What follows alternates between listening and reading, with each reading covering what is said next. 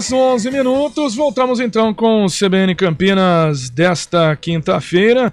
Estamos aqui recebendo não, esse contato, né? Com o Edinho Baff, especialista em marketing político, jornalista, nosso amigo aqui da CBN Campinas. Muito bom dia, Edinho. Bom dia, Flávio. Bom dia, ouvinte da CBN, um veículo tão importante para Campinas e toda a região. Obrigado pelo convite e vamos aí conversar um pouco sobre eleições 2022. E Edinho estava tudo preparado aqui para uma situação, começando pela eleição presidencial, mas vamos mudar um pouquinho o rumo, porque essa informação do Lauro Jardim mudam os rumos não só da entrevista, como também dessa corrida eleitoral para o Palácio dos Bandeirantes, né? Informação que ainda precisa ser confirmada, sendo colocada em pauta pelo próprio PT e PSB, mas é o colunista aqui da CBN e também do jornal o Globo, Lauro Jardim, falando que Haddad escolheu um vice e será Jonas Donizete, o ex-prefeito de Campinas. Jonas Donizete, por 8 anos foi prefeito aqui na cidade e agora deverá então ser o vice, compondo essa chapa encabeçada por Haddad, praticamente não, fazendo a mesma dobradinha, né, PT e PSB, que já acontece em âmbito federal, unificando um palanque para o ex-presidente Luiz Inácio Lula da Silva em São Paulo, lembrando, é Lula e Alckmin em âmbito federal, e agora podendo ser Haddad e Jonas aqui em São Paulo. Márcio França, que era o candidato até então, as conversas de que ele sai para o Senado. Mudança drástica e assim não tão muito surpreendente, né? Flávio, não é tão surpreendente, mas é um movimento muito expressivo e importante no tabuleiro eleitoral da sucessão ao governo de São Paulo, porque você tira, né, da campanha, do processo, uma figura como Márcio França, que estava até o momento em segundo lugar nas pesquisas, e nós precisamos avaliar nas próximas avaliações, né, nas próximas pesquisas eleitorais, para onde que vai o eleitorado do Márcio França. Essa não é uma transferência automática. Então, eu avalio como um movimento muito positivo para a candidatura do ex-prefeito de São Paulo, Fernando Haddad, né? Então foi porque traz também uma figura como o Jonas, que foi 2 vezes prefeito de Campinas, né? Deputado, com larga experiência, mas que tem um posicionamento ali mais no centro, né? Não está tão diretamente ligado à esquerda, e especialmente no momento em que você tem outras figuras como o pré-candidato Tarcísio, que tem o apoio do presidente da República, Bolsonaro, e também o atual governador Rodrigo Garcia, que está em ascensão. Começou ali com 2%, 3%, 4%, e pesquisa divulgada hoje mostra ele já com 12%, na semana passada uma outra pesquisa apontou ele com 13%. Então a sucessão paulista, diferente da presidencial, está muito embolada. A gente viu uma pulverização muito grande, até por ter 2 candidaturas mais parecidas, sendo essas Haddad e também o ex-governador Márcio França. Agora a gente vai aí para um afunilamento que é o natural, né, de todas as eleições, mas a gente tendo aí neste momento 3 nomes mais fortes, como você citou. Temos desde o início o Haddad, que as pesquisas mostravam sempre ele na casa dos 30%, mas não evoluía, né? Além disso, parecia ser um teto. Agora vamos esperar o que vai acontecer com essa adição de Jonas e a saída de Márcio França.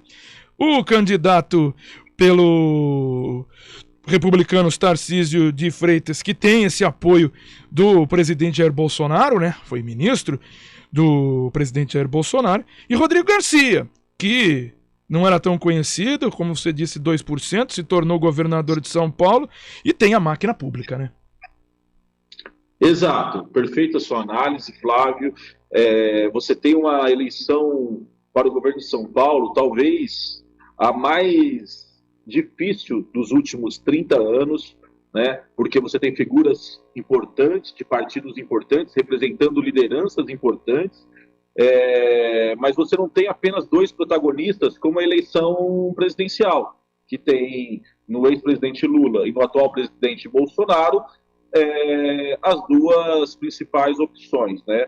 Você, nesta eleição, apesar da liderança do ex-prefeito de São Paulo, até o momento, o Fernando Haddad, na casa dos 30%, nós também temos aquele histórico que não favorece o PT no estado de São Paulo. O PT já ganhou eleições na capital paulista, né, para o executivo, teve a Luísa Erundina no final dos anos 80, depois teve a Marta Suplicy como prefeita e depois teve o Fernando Haddad. Porém, nunca ganhou uma eleição para o governo de São Paulo. E aí porque você tem no interior uma diferença de comportamento da cabeça do eleitor, né? São perfis diferentes. E neste ano, pela primeira vez, você tem o PT liderando a corrida para o Palácio dos Bandeirantes, de uma forma mais contínua, né? Só que a briga, na minha avaliação, dos números que eu olho, do cenário que eu vejo, ficará entre, agora, se confirmar a saída do Márcio França da disputa, ficará entre Tarcísio e Rodrigo Garcia para disputar a segunda vaga com Fernando Haddad. E aí o segundo turno será uma outra história. A gente vai acompanhando e essa briga deve ser muito intensa, porque a gente consegue perceber, né, Edinho, que há um apoio muito forte à candidatura, e até antes do lançamento dessa candidatura, enquanto ainda o governador era João Dória, mas a essa candidatura de Rodrigo Garcia, por parte dos prefeitos do interior de São Paulo, mas agora tem também, e para somar, e isso é muito importante nesse meio político estadual, de que o vice de Tarcísio de Freitas, candidato, então, do bolsonarismo, vamos colocar assim essa palavra, mas é o candidato do presidente Jair Bolsonaro, ganha um vice do PSD de Gilberto Kassab. Gilberto Kassab é alguém que estava sendo cortejado pelo PT, pelo Rodrigo Garcia, e quem levou essa noiva, como a gente sempre fala, foi o Tarcísio de Freitas para essa eleição. Ou seja, vai ser uma eleição difícil, e quando o Gilberto Kassab integra um acordo como esse, ele vê realmente um potencial, né? Com certeza. Kassab é naturalmente reconhecido como um dos principais estrategistas e articuladores da política brasileira há pelo menos 20 anos, né? Então, é um movimento também que mexe nesse tabuleiro. O xadrez eleitoral está colocado. Tá? Precisamos acompanhar os próximos movimentos, mas uma coisa muito clara, uma característica muito clara desse processo eleitoral no estado de São Paulo para o governo neste ano, é que você não tem nenhuma dessas figuras, né? Nem Haddad, nem Tarcísio e nem o Rodrigo, são figuras muito populares. Tá? Mesmo Haddad já tendo disputado uma eleição para presidente da República, foi prefeito de São Paulo, mas naturalmente o maior ativo eleitoral do Haddad não é a sua popularidade, e sim o que ele representa. Ele representa o Partido dos Trabalhadores, ele representa o ex-presidente Luiz Inácio Lula da Silva, que está muito bem avaliado na eleição presidencial, e ele fatura politicamente por representar essa conjuntura. Tá? Da mesma forma que o Tarcísio, politicamente para o estado de São Paulo, é uma figura nova, não existe. Todo o percentual que ele tem, toda a avaliação positiva que ele tem, está ancorada no prestígio do atual presidente da República, Bolsonaro, com uma parcela da população de São Paulo. Tá? E o Rodrigo Garcia, apesar de já ser muito conhecido pelo espectro político, né? Ele já foi deputado estadual, federal, secretário de diferentes pastas. Ele não é uma figura popular, apesar de ser muito conhecido no meio político. Mas ele representa o governo, né? Então, ele era vice-governador, assumiu agora como governador. Então, nós temos aí 3 figuras que precisam, nesse curto espaço de tempo que nós temos até a eleição, se popularizar ainda mais, né? para conquistar o voto do eleitor. E não é fácil conquistar o voto do eleitor não, viu, Flávio? Não, é bem difícil. Até uma informação adicional aí, o vice de Tarcísio de Freitas deve ser o que era o candidato pelo PSD ao governo do estado, Felício Ramute, que foi prefeito de São José dos Campos, pode então integrar essa chapa, sendo vice na chapa com Tarcísio de Freitas. E você fala aí dessas eleições, mas interessante, uma eleição ao governo de São Paulo, ao Palácio dos Bandeirantes, o principal candidato precisa se espelhar e puxar o voto do candidato à presidência da República, que é Lula. Tarcísio de Freitas se espelha no presidente da República, Jair Bolsonaro. Então ele tem que, na verdade, absorver estes votos destas duas grandes candidaturas no âmbito nacional. E Rodrigo Garcia precisa, na verdade, conseguir mostrar sua cara para a população, para esse eleitor, e tentar desgrudar aí daquela antiga candidatura do ex-governador João Dória, porque impressionante. Tudo que aconteceu ao longo desse período, eu estou falando desde que ele se tornou prefeito de São Paulo, tivemos a eleição, aquela briga entre do Ninho Tucano mesmo, e toda a sequência do governador João Dória, teve o Bolsodória e a briga com o Bolsonaro, isso tudo pegou o governador, tanto que ele desistiu de qualquer candidatura e desistiu até da vida pública, por enquanto, porque tudo pode mudar. Mas agora o Rodrigo Garcia não pode nem citar esse nome para o eleitor, né? Não, é um desafio e você colocou muito bem, né? É importante entendermos que a avaliação negativa é pessoal do Dória, da imagem dele. Essa avaliação negativa não reflete a avaliação do governo de São Paulo. O Rodrigo, naturalmente, ele representa o governo de São Paulo dos últimos 30 anos, com todos os acertos, com todas as conquistas, com toda a força que São Paulo tem para o país e que representa para o país. Claro que também você tem os erros, né? Mas você tem um governo... Nós não podemos esquecer, por isso que o Rodrigo é um candidato muito forte, e o Rodrigo tem, apesar de ter iniciado essa caminhada lá embaixo nas pesquisas eleitorais, ele já vem em franca ascensão.